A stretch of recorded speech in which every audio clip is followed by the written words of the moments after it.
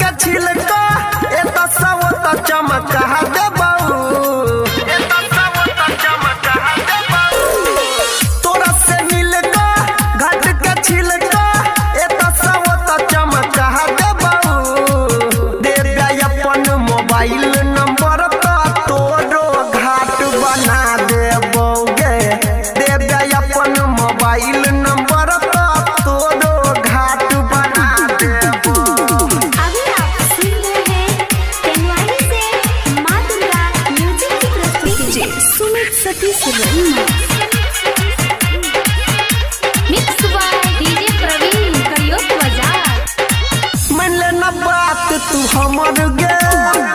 हमरा बना ले न तू लभर गे लग में बैस गो बात करे हंस गो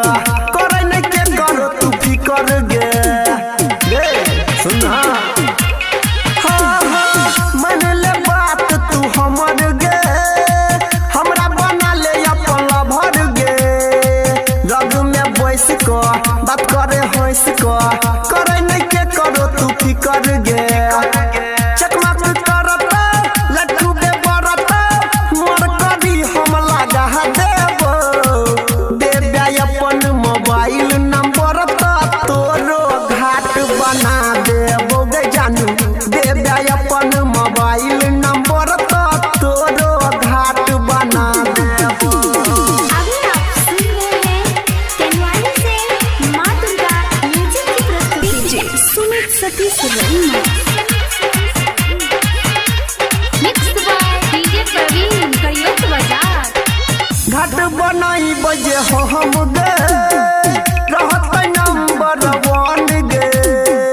सखी सहेली लो कर दे बड़ाई नगे न के करो से कम गे बुझलाई घाट बनाई बजे हो हम गे रहत नंबर 1 गे सखी सहेली लो कर दे बड़ाई रहबे न के करो से कम गे गायक यानिल राइटर सोनी संग से लपी खिचा देबो देबे अपन मोबाइल नंबर छोड़ी तोरो घाट बना देबो गे देबे अपन मोबाइल नंबर जानू तोरो घाट बना देबो। मिक्स बाय डीजे प्रवीण करियोत बाजार।